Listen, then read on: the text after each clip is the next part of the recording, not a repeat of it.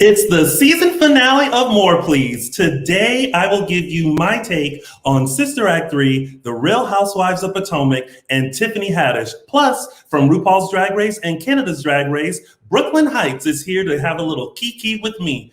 And we're also judging a little contest that we like to call Quarantine Eleganza. So make sure you stick around with that. And we have an update from our mutual friend contestants, Terry and James. You don't want to miss what's coming up. It's More Please.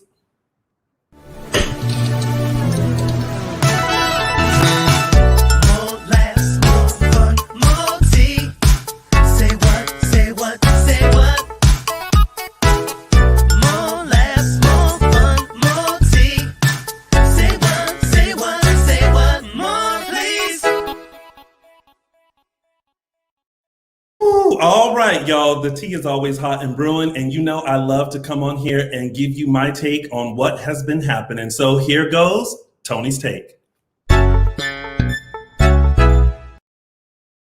All right, you know, I realized in that whole intro that, hold on, let me fix this. There we go, I feel better now. That whole intro, I had something that was written beautifully, and then it all just went out the window, as if I have not been doing this show for the past 10 weeks. So first off, I don't know if you guys have heard already, but Sister Act 3 is in the works. Whoopi Goldberg has signed on and it's going to be produced by Tyler Perry. It was announced with the whole slew of stuff that Disney Plus is doing. Listen, I'm a huge fan of Sister Act. Like Sister Act 1 and 2 basically defined my childhood. You could not tell me I was not Dolores Van Cartier, and I was also every single one of those choir members. Like whenever Sister Act either 1 or 2 is on, I am always watching it, I'm reciting it, I'm singing the songs. I like go and grab a towel so that I can pretend like I'm a nun too. But here's the thing that worries me is that it's been a minute since Sister Act 2, and I feel like I thought nothing could top Sister Act 1, and then Sister Act 2 came out, and I was like, whoa, it can't get any better than this. Now they're trying to do a 3. I'm here for it. I just hope that it's just as good and it lives up to the legacy of 1 and 2. So I'm gonna watch when it comes out, but Lord, please, Black Jesus, do it justice and make sure the songs are popping, because they can do a whole lot of stuff now. You know, music has changed since then. So I expect like some good stuff and a good booty pop from Whoopi Goldberg again. So make sure y'all tune into that. There's no release date or anything like that. It was just announced, but if y'all are a fan, you're gonna be looking forward to it too. So moving on to Tiffany Haddish. I don't know if you guys heard this week, but she was asked to host the pre-Grammy ceremony that's going to happen online, like on Grammys.com, for basically no compensation for herself and her time, for her wardrobe, hair, none of that. It's like, we want you to host this show, but everything is going to be dependent on you. And she respectfully declined, and she thought that it was rude and an insult. And here's the thing, someone like Tiffany Haddish doesn't need to do something like that for exposure, for her reel, just for the sake of the goodness of her heart. This is the Grammys. The Grammys have been around for decades.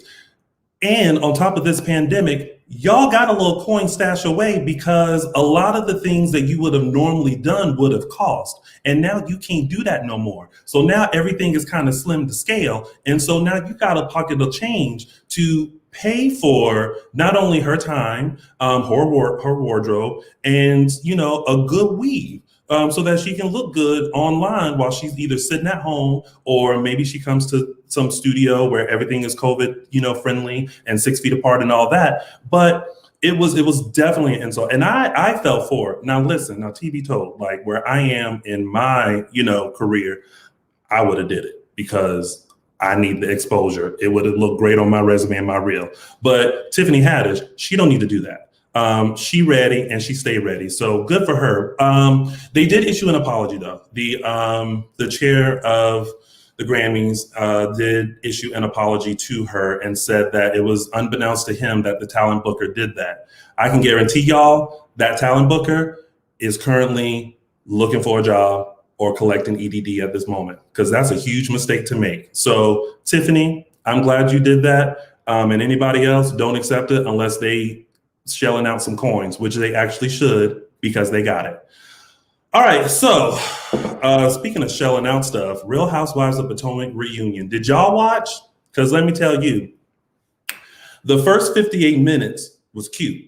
It was that last 2 minutes of the reunion that I think got and shocked everybody, because Miss Monique, who I think at this point, she does not care about the job because she knows that she's probably not coming back next season. And she came to this reunion with a full, entire, tabbed, color-coded, highlighted, sectioned off binder receipt book. And when she went in on Giselle and her ex-baby daddy, future current, whatever he is right now at the moment, Giselle couldn't say anything. We couldn't say anything. It was the most intense, shocked, tea spilling moment of the whole reunion. And you know this receipt book is about to open a huge can of whoop ass on every single one of those girls. So let me tell you, for the next 2 weeks, I'm gonna be sitting on my couch, sipping my tea, because Miss Monique is coming out guns a-blazing. So make sure y'all tune in. Real Housewives Reunion Part 2 is coming this Sunday at 9 p.m. So check your local listings and come on in and let's talk about it. All right, and last but not least, before we get out of here, Miss Regina Hall.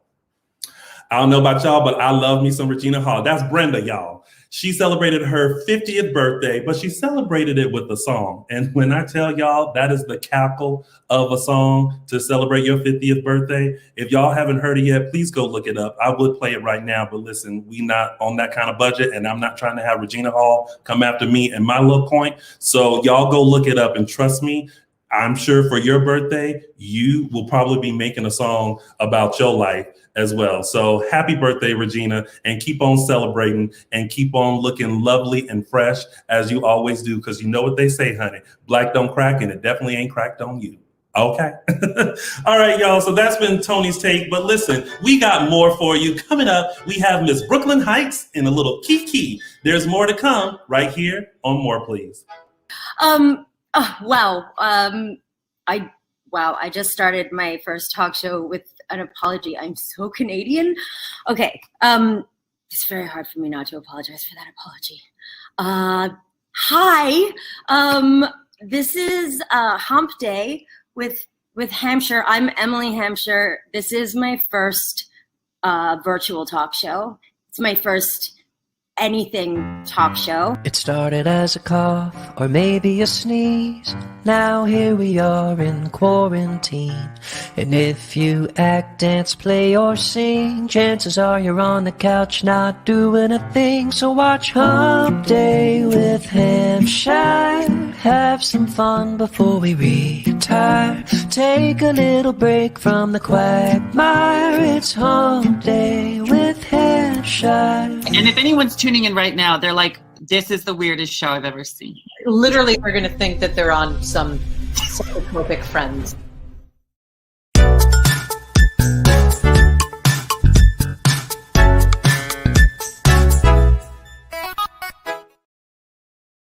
Welcome back, y'all. And guess what? It's time for a little Kiki.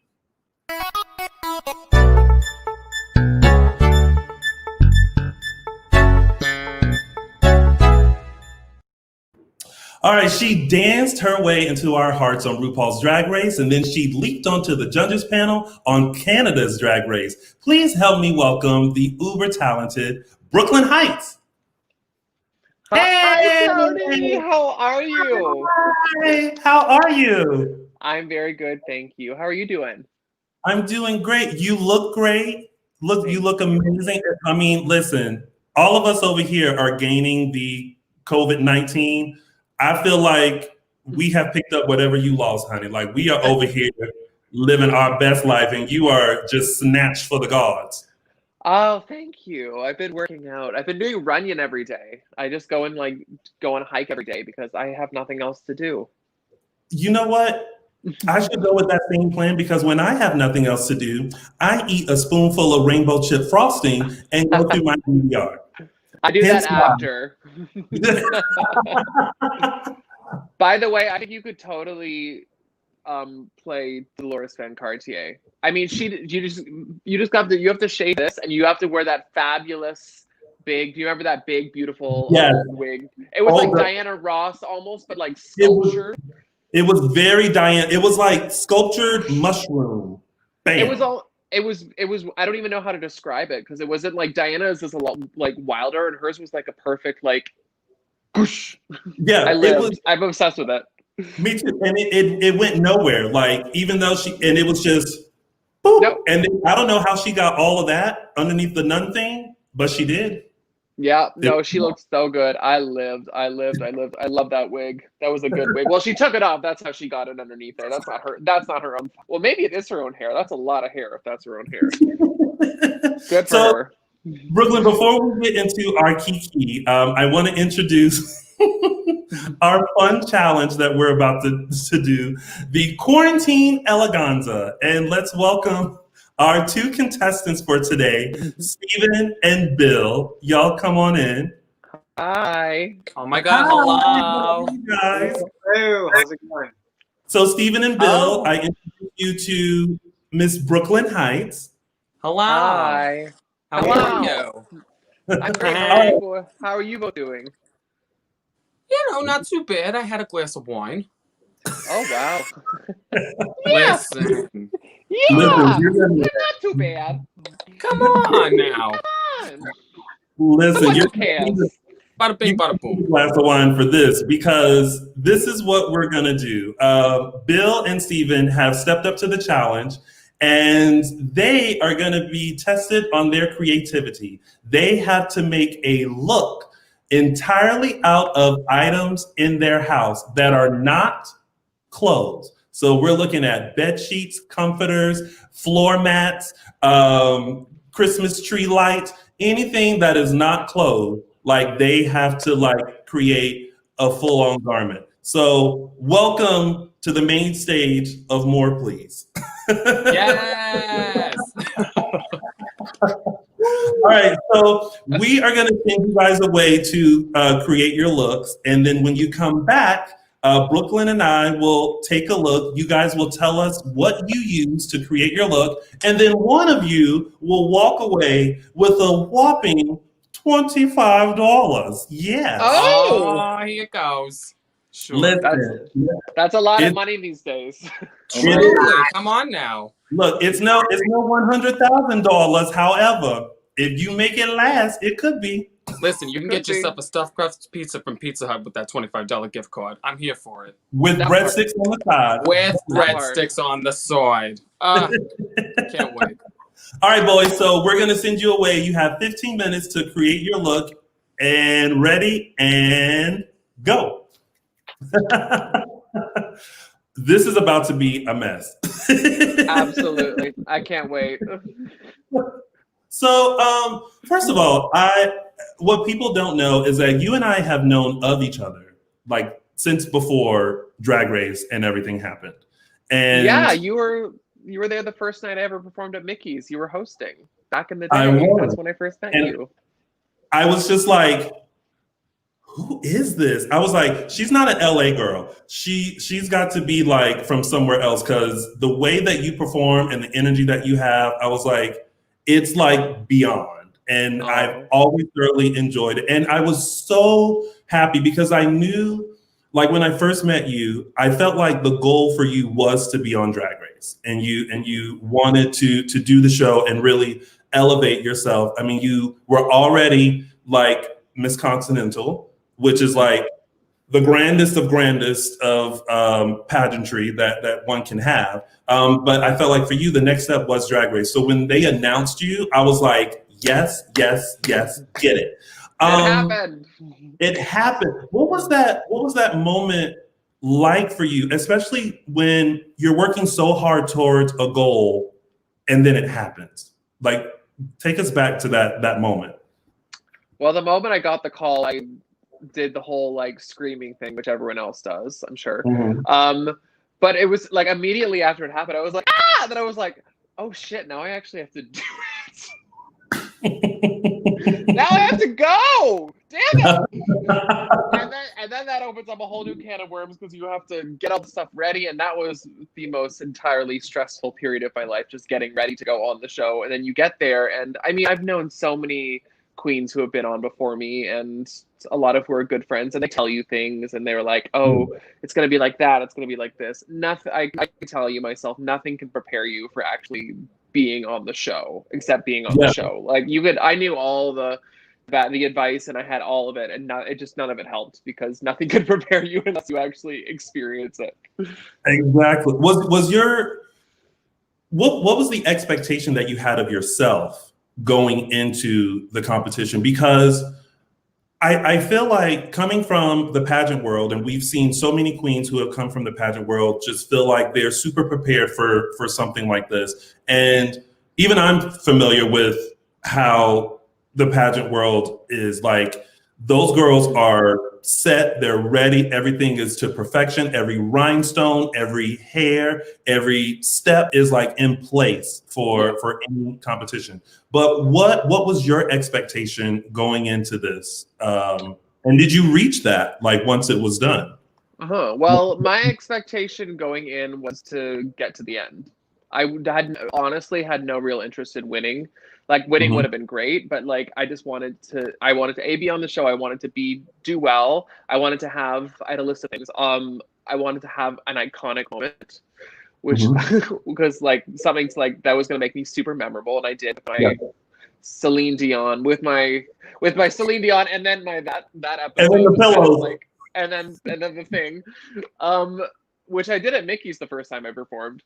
So I didn't really care about winning. Because I knew I'd seen so many other girls go on the show and just become superstars off of being on the show. I knew it had nothing really to do with winning the money, though that would have been nice. But the whole point of the show is to elevate you and expose you. It's all about exposure, and you have to make the most of that. So I did that. That was kind of my game plan, and I just wanted to. I'm a bit of a control freak, and I think the hardest part of the show was not knowing what was going to happen. Every day, like every time you were there, I was like, "What's it going to be today?" Like, so I hated that because I love knowing what's going to happen. So I prepared my garments and everything as much as I could. And that was kind of like my control thing that I had control over. Well, I mean, you slayed the runways like several times over and over again. And then the moment of the hair and the reveal and the body, and I feel like we were all hoping for that because that video went viral. And so everyone was like, this is the girl, she's got to do it. And when you did it, it was just like, honestly, like, I'm still trying to figure out how to do it. Like, I practiced it once. Like, I had a wig underneath like this moo thing, and then I did like this, and it didn't quite work for me. There's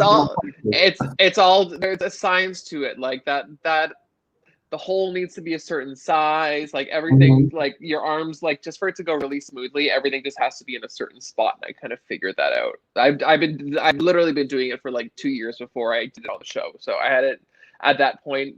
That wig is like 2 wigs, and one of them is cut out. So there's a lot of space in there to put the hair in. Like, it's a whole. It's been investigated. Also, fun fact: I made that outfit in 20 minutes. The purple. That outfit, the sequin one. With the orange one in the. No, the one I wore on the show. The one I wore on the show. In 20 minutes. That is a 20-minute strap moment. That poncho was just literally a piece of fabric with holes cut out of it. Like, I really didn't. Professional. She was like, I got 20 minutes. Okay. Okay, she's ready. Made it. Done. Now you showcase your dance skills a lot, and of course we knew that you were a dancer, prior to, and that's how you kind of transitioned into drag. But as you got into dancing, like, what were your aspirations as a dancer? Like, did you have like a goal or anything before you found drag? Was there like a okay, like this is what I'm going to do, and this is where I see me as before the reveal of drag came upon you? Well, funny you should say that, because my goal in ballet was drag, because I wanted to be a part of Le Ballet Trocadero de Monte Carlo, the company I eventually became a part of, and it's an all-male ballet company that dances on point, which is where I learned to do point, and they're drag. And I remember seeing them when I was in ballet school, and I was like, that's what I want to do, because I had no interest in like being a male ballet dancer. It just wasn't my thing, and I was just drawn to this, and so that was my goal, to be a part of that company, and I reached it. I joined them, I think, when I was 21, and I was with them for 4 years. And then I decided to stop, and I decided I loved the drag part more than the ballet part, so I kind of pursued that more heavily. I mean, look at you. You're just going through life just checking off all kinds of career goals. I am. I was thinking about that the other day. I was like, I've accomplished everything I've ever like wanted to, and then some. Like, some things just happened on top of it. I was like, oh, well, cool, I'll take that. So yeah, it's been a very wild couple of years, and I'm very, very grateful. And then Canada's Drag Race came about, which Crazy. Welcome to the Drag Race franchise on that. Were you nervous, like, going into that and going from contestant to now judge? And I always felt like that was so beneficial to these girls, because you had been through what they're going through. So not only could you be a judge, but you could also be a mentor and understand like what it's like to be in their shoes. What was that whole experience like on your end? Yes, I was very nervous. I mean, I don't see how I could not be. Like, those are huge shoes to fill. I'm the only other drag queen to ever be on that panel besides Rue. So that was just mind blowing. And yeah, I really wanted to help them, and just pass on all I learned. Obviously, a lot of what I said did not make it into the TV show because there's only an hour and they have other things to say. But yeah, I was able to like tell them a lot of things and kind of help them and encourage them, which was really, really super amazing. And I'm just so proud of the show. Like, the whole point of the show is to showcase Canadian talent, and I think it did so well. And it was such a hit. People loved it. People fell in love with these queens because they're crazy. And it really was just such an honor. And I mean, obviously it was a big learning curve for me. It was my first time doing anything like that, especially in that capacity. And I learned so much per season. And I'm really excited if they hopefully bring it back second season. That's what I was going to ask. Is there a second season for? I mean, because it did really, like, this cast, I feel like knocked it out of the park. Season 1, you know, like the lip syncs were epic. Their performers. I would have never wanted to be a judge, because I would have been like, listen, I don't know, keep them both. Like, I don't know what to do. It was hard. I mean, yeah, it was an intense situation and thing to be in, but I'm just really grateful. What was the question you asked before that? Because I spaced out for a second. Well, if there was, I was going to ask if there was going to be a season 2. That's what it was. I honestly have not heard anything. But if I was a betting woman, I would say there probably will be at some point. I just think COVID has messed everything up for everybody, and agreed. And the Canadians are very famously cautious. So I think they're taking their time getting back into everything and stuff. But I'm sure it'll be along eventually. I hope. For you seeing the show roll out, did you feel like it was kind of a chance to spotlight Canadian drag? Because I feel like you were the first Canadian on Drag Race. Yeah. And I feel like there's all these pockets of drag, and I feel like it's done differently. Like, you know, drag here in the US is different from the UK, and so on and so forth. For you, was that a great moment for Canadian drag queens to be showcased in the same format? Absolutely. I mean, Canadian drag is different than American drag. It's similar in a lot of ways, but I think the way we differ is, I just think Canadian queens are such performers, because we have to be. I mean, so many places in Canada do what we call marathon drag, where you're literally like, when I worked in Toronto, my show was 2 hours long. It was me and one other girl, and I would do anywhere from 16 to 20 numbers. I would go on stage in one costume, do 4 numbers back to back, talk, MC, go off stage, the other girl would come on, and we just do that back and forth. So honestly, like that's how I learned to perform, and that's how so many of these girls in Canada learn to perform. That's just Toronto, but I'm sure there's other places that do it like that. So they're really good performers, and I think the thing that really set this season apart is the girls, the queens were so they didn't hold anything back. They weren't trying to self-produce themselves. They were just literally being themselves 100%, and it was really cool to see, and it made for really good, honest, raw TV. Agreed. Like I felt like, you know, they knew what they were getting themselves into based on what they've seen on Drag Race, but I think they went into it 100% authentically themselves, rather than, and this is no shade towards, you know, the Drag Race queens, because I love them all. I've worked with them all and everything like that. But I feel like here you kind of go in with like a checklist of things that you have to do. I need to be like this. I need to make sure I'm not like this. I need to make sure I don't say this, because if I'm portrayed in this way, the Drag Race fans will like come after me, and nobody wants to be on the bad side of the Drag Race fans. And I have to have a tagline, and I have to. So there's all these things that I think here that the queens feel like they have to go into and being, where I feel like the Canadian queens were just like, you want me to do, okay, got it. Hey girl, oh you okay, great. Tell me about your dead dad. No, yeah, I completely agree. I mean, really the only thing you have to do going on that show is be yourself. That's where the magic happens. Like if you go on and you're like, you're trying to make like a tagline work, like people can spot that a mile away. The producers, the people creating the story are like, no. Like, but these taglines and these things just happen because the people say them in the moment, and it's funny and it's genuine.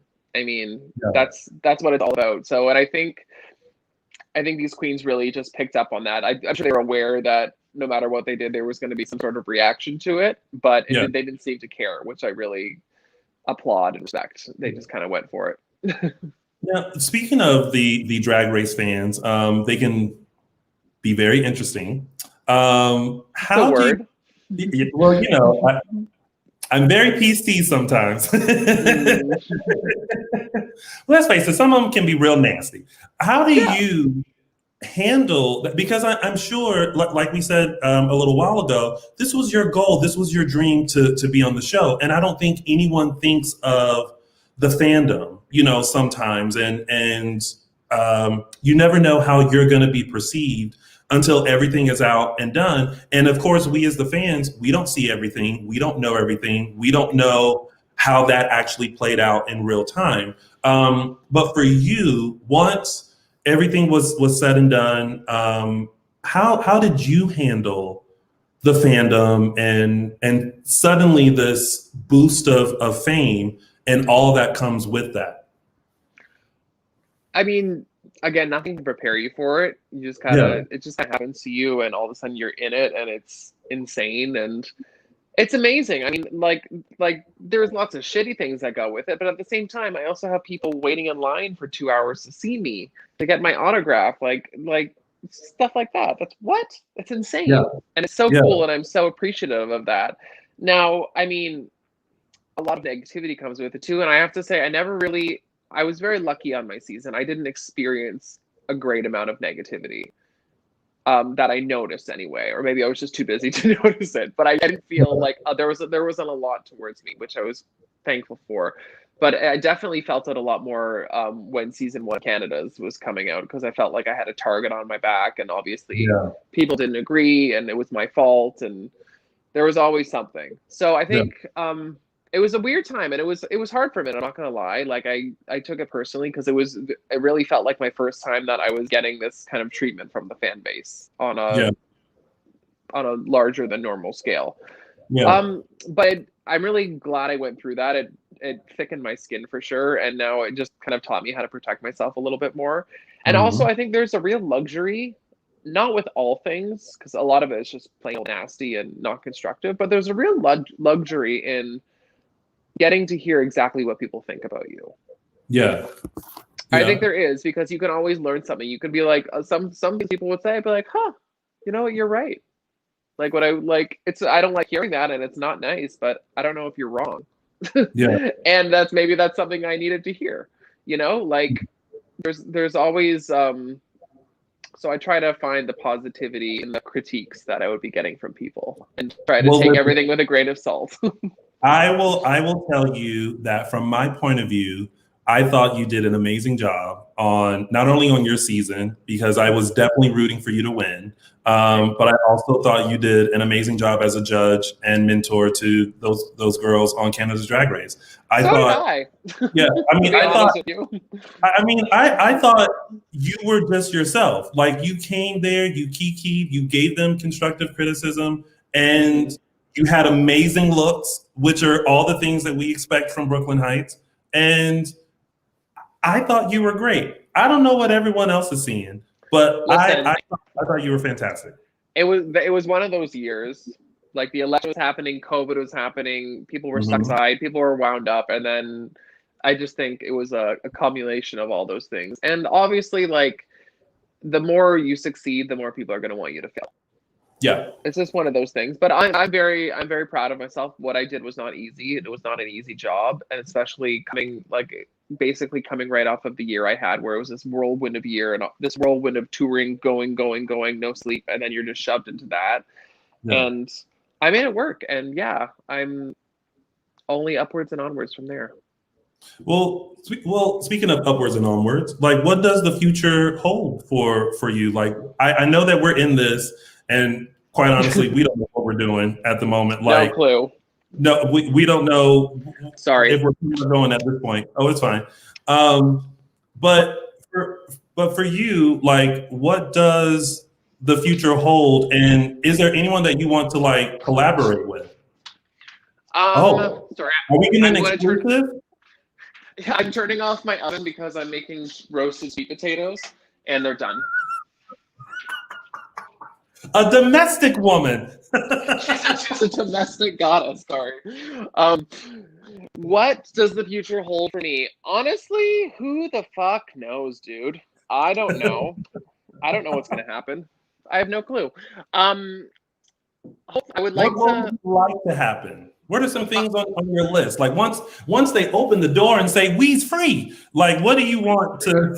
What do you want to happen? I want to go on tour and travel. Like, I miss doing shows. I also really want to do more TV stuff. I really enjoy the whole hosting thing. I had a lot of fun doing that. So kind of in the midst of pitching some of my own little shows and stuff like that. So okay, we'll see what happens. But I have to say, most of the really wonderful things that have happened in my life, like, I think most of the things that happen in most people's lives have not been planned. They've just happened. Yeah. So I just want to, my goal and my wish is to keep being booked, keep making money, and just keep doing what I love to do, and whatever comes my way, comes my way. Well, listen, I, of course, wish nothing but the absolute best for you. You are just going through life, checking off all the boxes, and I feel like anything that you want in this life, you are going to get there because you work very hard and you're very talented. And so whatever the future holds, you're going to be able to grab a hold to it and, like, make something happen from it. Oh, that's very sweet. Thank you. I hope so. I'm going to keep on keeping on. You will. Well, speaking of, we're going to put these judging skills to test, and we're going to bring back our boys and our quarantine eleganza. Now, before they come back, let's remind everyone what they looked like before they left. So there's Steven and there's Bill. Come on, Trade. Right?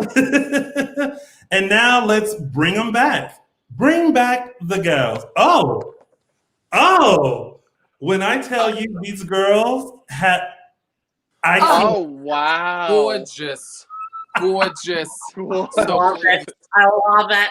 Oh my God, you got the lights and everything. Hi. Okay, so Stephen, we'll Yes. start with you. Right. Walk us through what you use for your quarantine eleganza. Well, I'm at my mother's apartment, and she got a lot of Christmas shit out. So I was like, I'm gonna be Santa's slutty secretary. And here we go. Here we go. We got a towel that we've tied around with some garlands. Oh. Right? And then I brought my own wig. You never travel without a wig, you know what I mean? You never know when you're gonna need it. So I brought my newscaster wig, and then I took some ornaments and used some twine. Made some earrings. We got ourselves a wreath here, my crown, my Christmas crown. And this is a backwards camera, and there's a light in here that you cannot tell. But okay. Yeah. Yeah. Okay, you have a complete theme idea. You know what I'm saying? I have to ask, is this your real accent? It is. It is. Is it actually? Oh, it's totally real. Think like Fran Drescher meets the Long Island Indian. I can't believe this is your actual accent. I don't think I've ever heard a person in real life have this actual I love this. I'm obsessed. Sure. It's amazing. Really? Imagine this in bed. It's not that great. Thank you. I love it. All right. Now, Bill, who is giving us if Gaga was Mary in the movie of Nativity. So good. Tell us what you used to make your quarantine eleganza. Hi. So today we have, what is this? What is this? A lampshade? Yes, period. All right, so we got a lampshade. We got some veil, and I'm gonna get married to my new unicorn. Oh, gorgeous. Well, listen, a unicorn is very hard to find. Okay, she's got bed sheets, she's got light, she's got hair. I live. Y'all, oh my God. These are very different looks. Very different. It's very different. I had an idea of how this was going to go. Mm-hmm. It has exceeded my expectations by 500 million trillion %. Go on. So, Brooklyn, what are your thoughts? We'll start with Stephen. Okay, Stephen. Well, I think this is a very clean look. I think it makes sense from head to toe. It's very Jewish American princess does Christmas. Sure, thank you. Very that with the accent and everything. I could just it's my first time at Christmas. I'm so excited. So excited. It's very I like that it's cohesive and that it makes sense and it's clean lines and it doesn't that top doesn't look like a towel with a just from here it looks kind of like a tube top. Yeah. And I do love a good earring. Thank you so much, Tiffany. I'm not crazy about the choice of wig. It's I hear you. Why bring this? We are in quarantine, so we're working with what we have. Sure. But yeah, I think it's a really good job. I'm impressed, and it's very thematic. I love a theme. Thank you. Who doesn't love a good theme? Bill is giving a full-on performance. Bill, this is some art house club kid fantasy, and I'm here for it. I love it. I think it's very I can't even think who I'm thinking of. It went out of my mind, but it's very Gaga. We have they're two very different veins of drag. This is definitely more arty and more club kid, and I love it. I like the use of the lampshade for hat. We love a good lamp. There's lights. I love that you have you're all lit up and everything. And they work. And they're working lights. They're not. Thank God. All right. So now that we have our two, well, actually, let me do this right. Two queens stand before us, but only one of you will win the $25 provided by More Please. So, Brooke Lynn Hytes, who say you wins our Quarantine Eleganza Challenge? I don't want to do this. Who do you think, Tony? I like them both, but for very different reasons. I mean, you know what? Honestly, like me too. Like I feel like it's two different types of drag, but like I would thoroughly enjoy both of them. So you know what? Call this RuPaul's Drag Race All Stars 4. We have a tie. Look at that! Oh my! I love a tie. You are both winners, baby. You both will receive $25 provided by More Please, and we will Venmo you that, or Cash App, or PayPal that to you right after the show. Yeah. Look at that, getting that stuffed crust pizza after all. Bill is that. I feel like Bill can survive on Tammy Brown's planet. Amen. Completely. Bill giving me big Jimbo vibes. So pleased. So pleased. Very big Jimbo vibes. I'm here for it. Well, Stephen and Bill, thank you guys so much for participating. And you both absolutely amazing. Thank you guys so much. You did great. Bye, you guys. All right. Well, Brooke Lynn, thank you so much for popping on and having such a good time. It's so good to see your face. I know I've only seen you one other time during the quarantine, which was like random, but hopefully soon we'll have like a for real Kiki, and even if it's 6 feet apart, at least we can be 6 feet apart. I would love that. And like, I would love that. I miss you. Oh, I miss you too. So we'll do something. We'll plan something. Okay, sounds good. All right. So y'all don't go away, because coming up, I have just a little bit more for you. We have an update on our lovebirds, Terry and James. We'll be back with more, please. Hey everybody, I'm Chester. And I'm Jonathan. We've got a brand new show that we're debuting soon. It's called Down the Rabbit Hole. It's where we pick a topic, we speak on that topic, and we see where it takes us. We might start with Dolly Parton and we might end up with nipples. That's what I thought you were going to say. We're going to end up with nipples. Well, I was going to say goldfish, but you know anything is possible. So come join us and see where we're going, because right now we have no clue. That's right, but you can find out if you follow us on social media. Follow Jonathan at the East on Stage, or follow me at Chester McCurry, or you can go to Flamingo Street Productions on Instagram. Follow us there. It's going to air on the Flamingo Street YouTube channel coming up real soon in the next couple of weeks, so make sure you keep in touch with us, all right?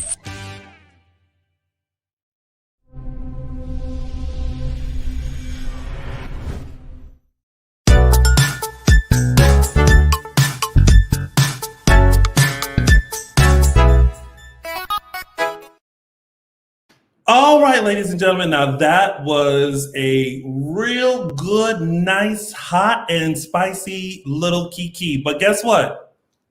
Bring your mugs just a little bit closer. I got a little bit more for you.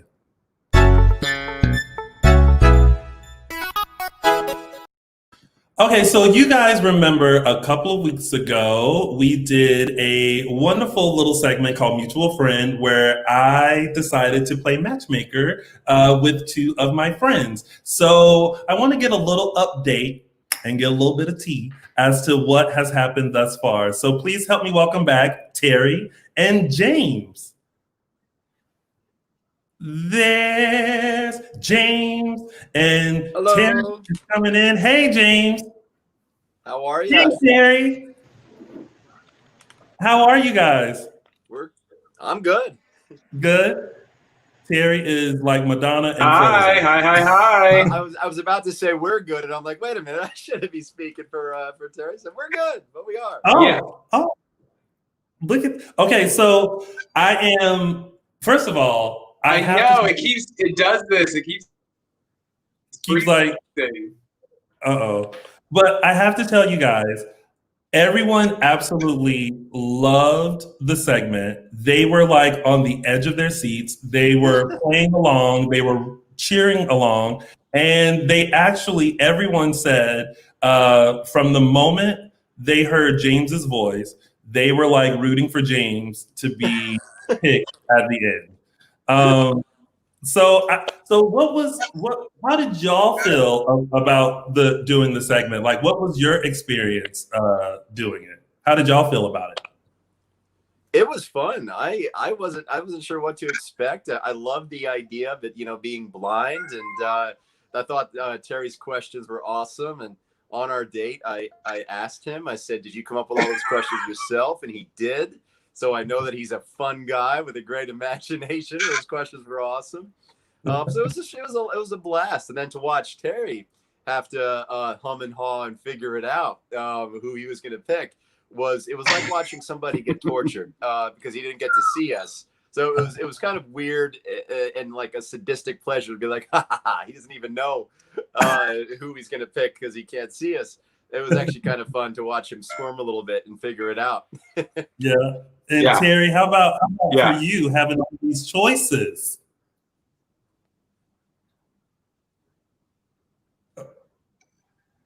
Uh-oh. Did we lose Terry, y'all? I see him.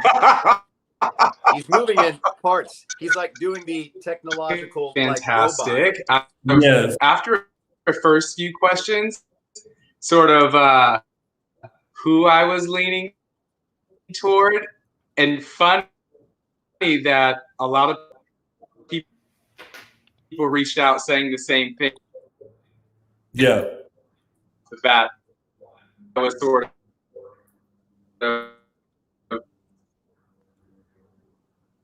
Uh-oh. Oh no. Well, from what I gathered, it sounds like everyone was kind of like on the same thing. No. Uh-oh. Well, can you still hear us, Terry? I might lose you guys. We can kind of hear you. So while we figure that out, James, what was the date like? Tell us about the date. I think I'm losing you. That's actually the best I heard him right there, right before we lost him. Yeah. Hopefully we'll get him back. I see some rumblings happening, so we'll just chit chat, James. How was the date? Tell us what you did and go. I went to my favorite brunch spot, eat, and got some food to go. Okay. Went to the park and FaceTimed him from there, set up my little tripod, and we talked for close to an hour, and it was great. I got to meet his beautiful dog, his Australian Shepherd Collie mix, and we talked about our love of dogs, and I heard about his he is such a Terry. He's back. I love it. So I'm gonna have to tell him this compliment to his face. Such a talented, smart, creative individual. It was so cool to hear all the work he's doing, especially the nonprofit work he's doing with this docu-series to help LGBTQ youth. And that's something that I have some experience in, running the Socially Conscious Film Festival. So we talked a lot about that. And he learned that I'm a commercial aviation geek. So we talked about flying and, my desire to get a pilot's license, and we covered everything, man. We did. When you talk for almost an hour, you cover a lot of ground. And one thing we know for sure is that we're, I think, excited to keep getting to know each other and hopefully hang in person next time he's in California or next time I visit family in his neck of the woods in Lauderdale, because I have family not far away in Boca, and my parents are snowbirds and go down to Jupiter, Florida, 6 months of the year. So Terry, we had James's perspective of the date. How about for you? How we heard that he went and got himself something to eat and set himself up in the park. What about for you? How was the date for you? Definitely. I love a good conversation, and especially when they flow naturally. So I definitely feel as though we had a very easy time talking and getting to know each other. Listen, I can look at this man all day long because he's got such a great smile. So that's like everything for me. So I was just like literally sitting there going, okay, yeah, just keep talking. But it was fun. It was really cool to obviously get to know someone. And we both have, sort of connections to, obviously LA and here in Florida. So, we definitely left it open to, visiting either place and continuing to get to know each other. So. So I'm hearing that you guys are going to keep in touch and continue seeing how things go from there, huh? Yeah. We discovered we have a lot in common. We kind of established that a bit with the questions and answers during the show. We're like, wow, okay. But then when we talked further, we uncovered a lot of other things that we also had in common. So, and it was really easy to chat. I mean, Terry is such a smart guy, and he's got his hands in so many different things, doing so many cool things professionally, and I love that. Making the most out of life, not just settling for one job, one thing, but using that creativity to do a lot of things, and those kinds of people are my favorite because you never run out of adventures, to explore. Well, I have to just go ahead and give myself a pat on the back. Because it looks like I did a great job pairing the two of you together. Now, I will say I had a friend call me, and first of all, she was just like, it was so much fun. Everything was great. And then she yelled at me. Two of my friends actually yelled at me because they were like, I don't understand how I'm still single with very attractive friends. And I was like, you know what? Sometimes you just have to sacrifice yourself for the greater good of someone else. So if it's not my time, it can be someone else's time. But now, definitely for sure, I'm putting on my Christmas list for Santa to bring me a man because I have been real good this year, even putting people together. So therefore, I deserve it. I agree. Tony, you may have found another career. You're going to be a professional matchmaker. More Please might have to have a tangential offshoot, a dating show. You might have to do this every day. Listen, I have had I've had quite a few people reach out and go, okay, I'm next, right? And I'm like, oh boy, what have I started? But I'm very happy to see that you guys had a great date. You guys had a great time. And I feel like you guys definitely hit it off right off the bat. And I'm glad that you both enjoyed each other and that you're going to continue getting to know each other. So yay, that makes me happy. Yeah, kudos to you. Yes, indeed.